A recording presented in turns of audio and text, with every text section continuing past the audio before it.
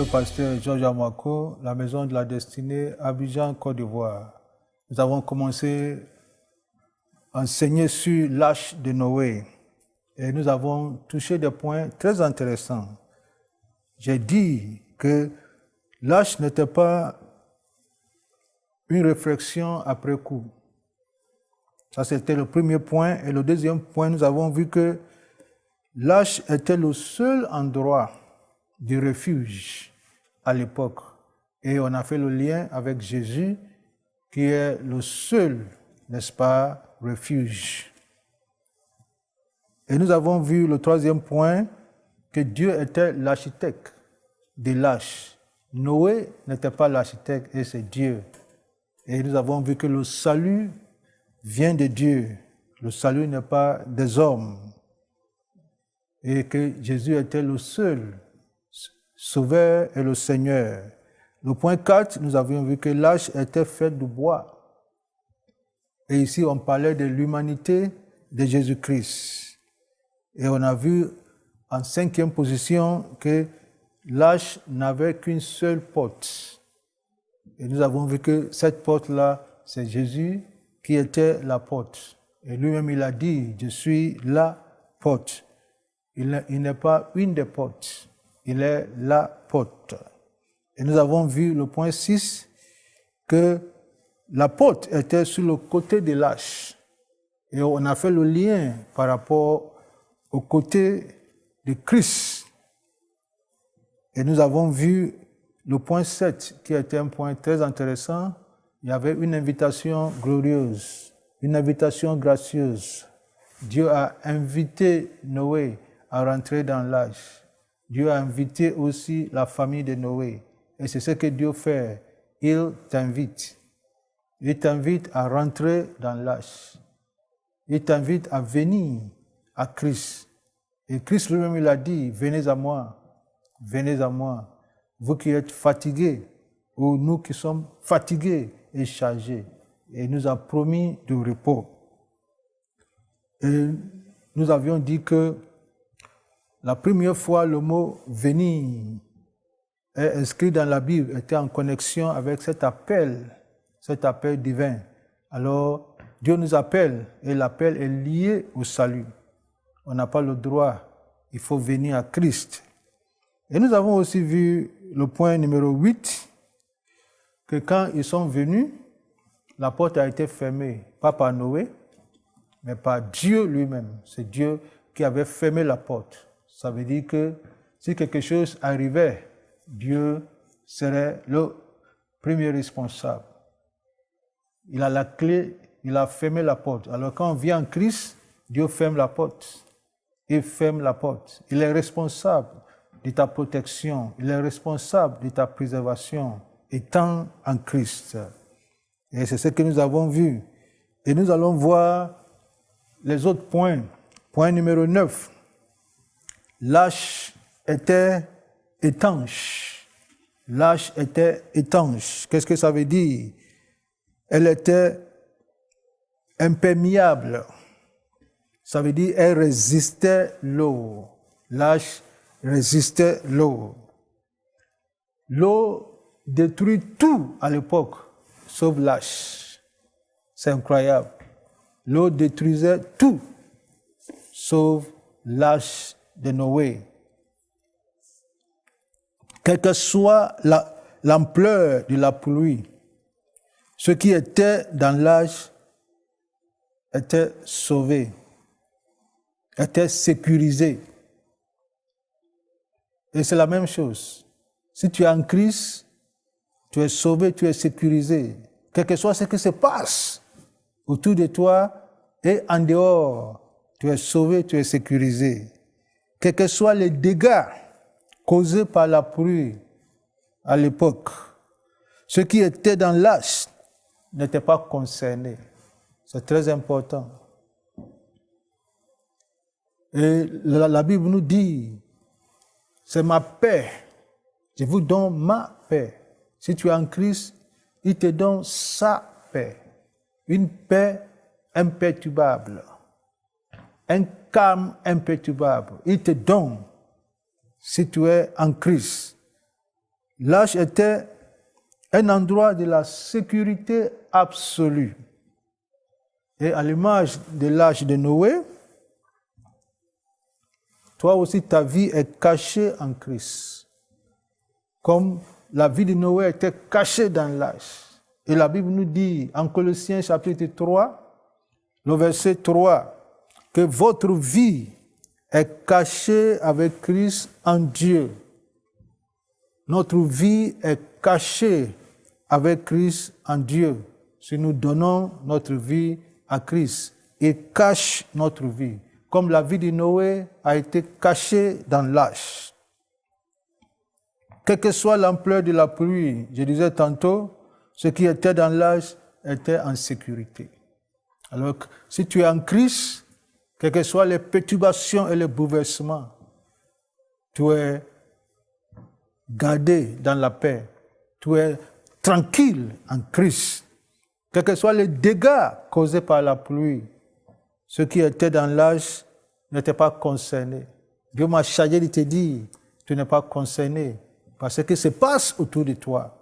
Parce que tu te trouves spirituellement dans une arche. Tu te trouves en Christ. Le 10e point, l'arche était un bateau de 3 étages. L'arche était un bateau de 3 étages. En Genèse 6, le verset 16, écoute ce que la Bible dit. Tu feras à l'arche une fenêtre que tu réduiras à une coudée en haut. Tu établiras une porte sur le côté de l'arche et tu construiras un étage inférieur, un étage second et un étage troisième. Alors on voit que l'arche était un bateau de 3 étages. Et tout ce que Dieu dit et tout ce que Dieu fait faire est significatif et prophétique. C'est très important. Tu construiras un étage inférieur, un étage second et un étage en troisième. Chaque expression dans les Saintes Écritures a une signification prophétique et une valeur spirituelle. Une arche de 3 étages. Quelle leçon spirituelle? Cela part de 3 temps de notre salut. Le passé, le présent et le futur. Ce que j'appelle les 3 P. D'abord, le passé. Dieu nous a sauvés de la pénalité du péché. Le salaire du péché, c'est la mort. Et le salaire du péché, c'est ça, la pénalité du péché. Et Dieu nous a sauvés. C'est définitif, une fois pour toutes. Point numéro 2, c'est le présent. Dieu nous sauve continuellement de la puissance du péché. Alors il y a la pénalité du péché, que Dieu nous a sauvés une fois pour toutes, et Dieu continue aujourd'hui de nous sauver de la puissance, ça veut dire l'influence du péché. Ça, c'est progressif. Et le 3e temps, c'est le futur. Dieu nous sauvera de la présence du péché. Il nous sauvera de la présence du péché quand nous serons enlevés. Alors voici les significatifs prophétiques de ces 3 étages du bateau. Dieu est en train de nous communiquer les 3 temps de notre salut. Le passé, le présent et le futur. Ce que j'appelle les 3 P. Il nous a sauvés de pénalité, du salaire du péché, qui était la mort. Et il continue maintenant de nous sauver de la puissance, l'influence du péché. Et bientôt, très bientôt, nous serons sauvés, n'est-ce pas, de la présence du péché. 11e point, lâche a une seule fenêtre. Et la fenêtre de l'arche était placée en haut. L'arche avait une seule fenêtre. Et cette fenêtre était placée en haut. Et écoute ce que la Bible dit. Tu feras à l'arche une fenêtre que tu réduiras à une coudée en haut. Alors voyons l'image. Voici le bateau. Il y a une seule porte d'entrée. À côté, pas devant. Et il y a une fenêtre en haut. Ça veut dire, dès que tu rentres dans l'arche, tu ne peux pas regarder ni à gauche, ni à droite. Tu ne peux que regarder en haut. Et c'est quelle leçon? Ça veut dire que ceux qui sont dans l'arche ne peuvent que regarder en haut. D'où vient leur salut? D'où vient leur salut? Et écoute ce que l'apôtre Paul dit en Colossiens 3, 1 à 2. Si donc vous êtes ressuscités avec Christ, cherchez les choses en haut, où Christ est assis à la droite de Dieu. Affectionnez-vous aux choses d'en haut et non à celles qui sont à la terre.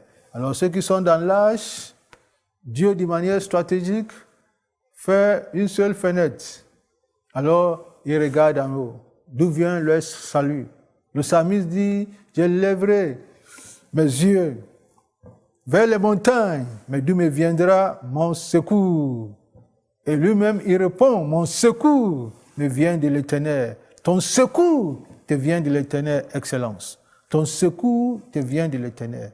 Ton secours ne vient pas à gauche, ni à droite. Ton secours ne vient pas chez les hommes, ou bien les autres pays et nations. Ton secours te vient de l'Éternel. C'est lui qui a fait le ciel et la terre. C'est lui qui t'a invité. Il est avec toi dans le bateau. Et il te dirige vers lui. Et le deuxième, qui est le dernier point, nous voyons que l'arche avait des appartements. C'est incroyable. L'arche avait des appartements. Genèse 6, le verset 14, Dieu dit, « Fais-toi une arche de bois de gopher, et tu feras l'arche par loge. » Par loge. Alors l'arche avait des loges. Tu feras l'arche par loge. Chacun avait son appartement où il se reposait. L'arche, d'une part, l'arche était un endroit de refuge et d'abri. D'autre part, l'arche de Noé était un endroit de repos et de détente. Et tu peux imaginer, ils sont rentrés, chacun avait son appartement, bien équipé, et chacun se repose. Et j'ai compris pourquoi Jésus dit, venez à moi, vous tous qui êtes fatigués et chargés, et je vous donnerai du repos. Je vous donnerai du repos. Chacun était dans l'arche. Quand j'étais enfant, je pensais que l'arche était comme bus aujourd'hui, où on rentre, on est dedans, debout, en train d'attraper les fers. Non, chacun avait ses loges, chacun avait son appartement, bien équipé, et tu es tranquille dans l'arche et tu dors. Tu fais ce que tu veux. Alors que dehors, dehors, à l'extérieur, c'est le dégât. C'est la calamité, la destruction totale. Mais ceux qui sont en Christ étaient tranquilles en Christ. C'est à cause de ça il dit, venez à moi. Venez à moi. Vous tous qui êtes fatigués et chargés. Je ne sais pas ce que tu traverses. Je ne connais pas tes difficultés, ton problème. Mais j'ai une bonne nouvelle pour toi. La bonne nouvelle est que c'est en Christ seul. Il y a un refuge. Il y a un refuge. Il y a une place pour toi en Christ. Je ne parle pas d'aller au ciel. Je parle de donner ta vie à Christ et manifester sa gloire et sa vraie vie sur la terre. Et demain, il viendra te chercher. Manifester la vie de Christ. Ils sont à l'aise, ceux qui sont en Christ. Ils ne voyaient même pas ce qui s'est passé dehors. L'arche était solide. C'est un bateau solide. Et quelle que soit l'ampleur et le dégât que causait l'eau, ceux qui étaient en Christ étaient tranquilles. La même eau qui détruisait et détruisait les autres, qui détruisait des maisons, qui détruisait tout, c'est la même eau qui soutenait l'arche. C'est la même eau. Ça veut dire que ce n'est pas les circonstances, mais c'est la substance. C'est la substance. La même eau qui causait des dégâts, c'est la même eau qui soutenait l'arche. Les mêmes lions qui ont protégé Daniel, ce sont les mêmes lions qui ont bouffé les autres. C'est très important. L'importance d'être en Christ et l'importance de croire en Dieu. La même flamme et la même fournaise ardente et le même feu qui a protégé Shadrach, Meshach, Abednego, c'est la même chose qui a embrassé et consumé les autres. Une vie en Christ, une vie en Dieu, c'est une vie de distinction. C'est une vie de séparation. C'est une vie mise à part quand on marche avec Dieu. On a le sceau de la distinction divine sur nous. Tu feras l'âge par l'auge. Et comme je disais, chacun était dans son appartement. Et c'est incroyable. Chacun était dans... Tu ne vois même pas ce qui se passait dehors. Parce qu'il n'y a pas de fenêtre à côté pour voir. La porte est fermée par Dieu. Tout ce que tu peux voir, c'est en haut. Et le bateau et l'arche étaient au-dessus de l'eau. Et c'est très significatif. Ce n'est pas en dessus de l'eau. Plus l'eau monte, plus le bateau monte. Ça veut dire qu'un enfant de Dieu, quel que soit ce que tu traverses, quelle que soit tes circonstances, ce qui est important, c'est la substance. Ce qui est en toi, c'est ça qui est important. Ce qui est important, plus la situation devient difficile, plus tu montes. Plus la situation devient amère, plus tu montes et tu surmontes. Et que Dieu te donne cette grâce-là. Nous parlons de la grande grâce qui te donne cette grâce-là de surmonter, de monter et de surmonter tout obstacle. C'est l'avantage d'être en Christ. C'est l'avantage d'être en Christ. C'est à cause de ça, il nous a promis des repos.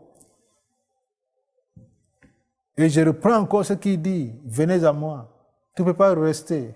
Il dit, viens, viens, viens dans l'âge. Aujourd'hui, il dit, viens à moi. Viens à moi. Il y a du repos. Noé et sa famille n'étaient pas debout dans l'âge, comme je disais, mais chacun dormait, chacun restait tranquille. Il y a la paix à l'intérieur de l'âge, la paix en Christ, la tranquillité, la sérénité. Il y a la joie dans l'âge, alors que ça pleut dehors et ça meurt dehors. Il y a la joie dans l'âge, il y a la paix dans l'âge, il y a la célébration dans l'âge. Alors que à l'extérieur, c'est autre chose. Voici la vie que Dieu veut te donner.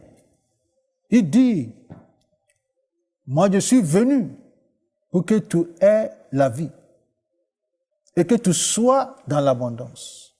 Je suis venu pour que toi, tu aies la vie. Le diable, lui, vient détruire, il vient égorger, il vient tuer. Mais lui, il dit, il est venu pour toi, pour que toi, tu aies la vie. Je vais lancer le même appel et Dieu t'appelle. Je vais lancer le même appel. Viens à Dieu. Viens à Christ. Je suis venu pour que tu aies la vie et que tu sois en abondance.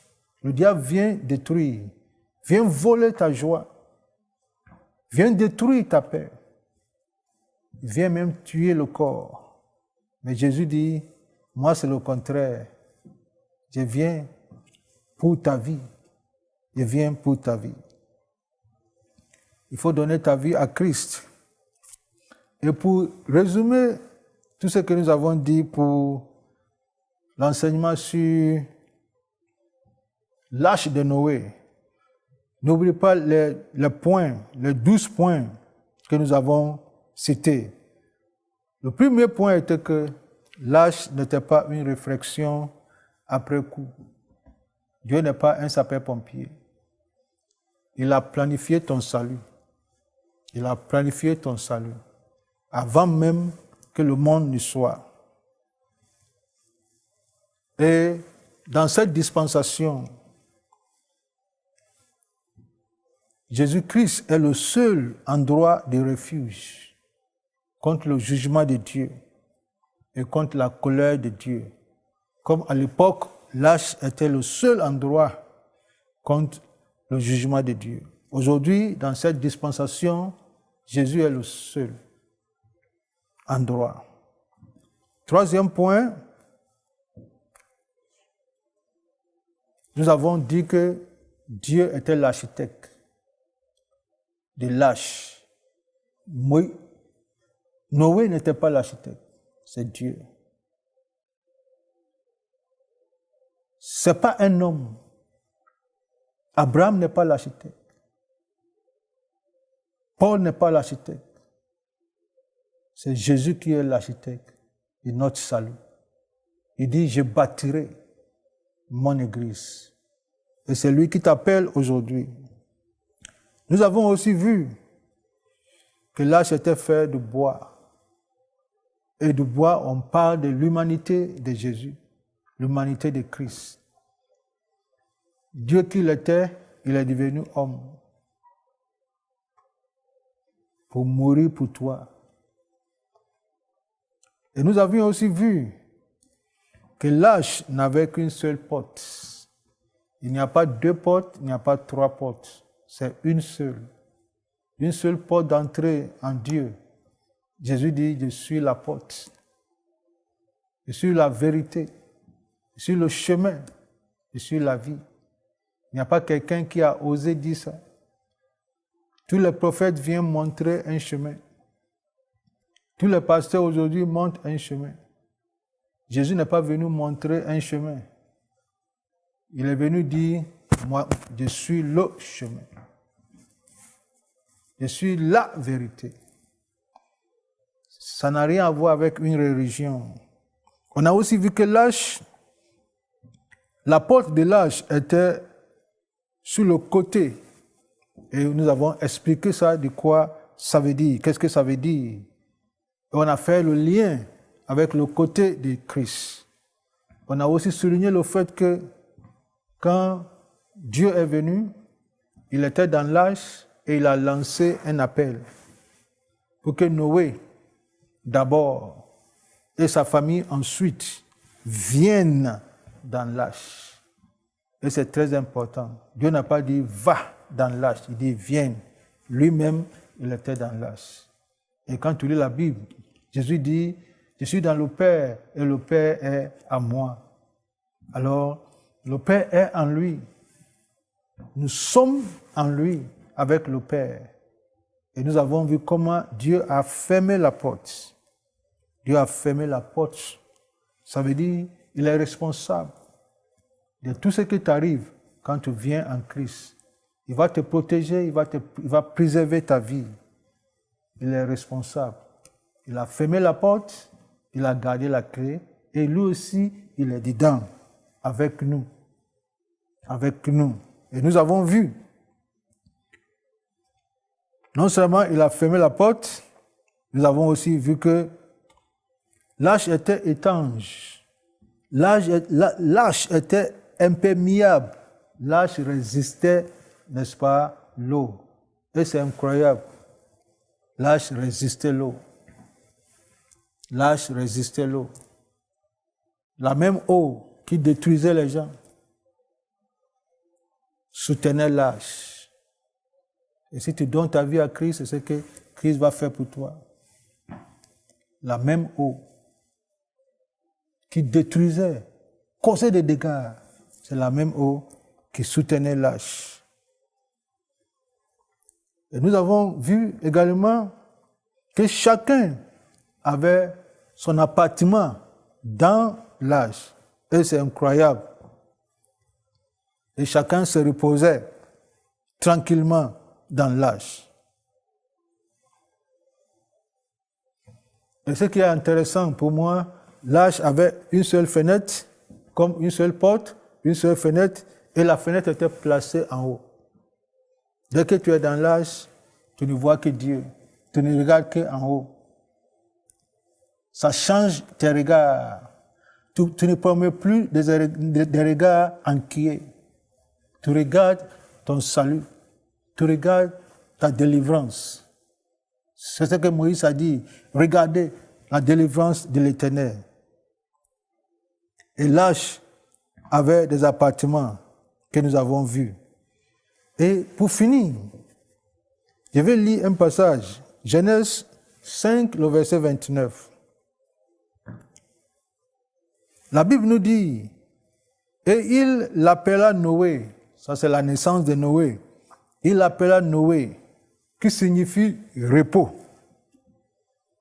en disant, celui-ci nous consolera de notre œuvre et de la peine qu'impose à nos mains la terre que l'Éternel a maudite. Quand il est né, on lui a donné le nom Noé, qui veut dire le repos. C'est prophétique, excellence. Et il lui a apporté le repos. Quand Jésus est né, on lui a donné le nom Jésus, car il sauvera son peuple de leurs péchés.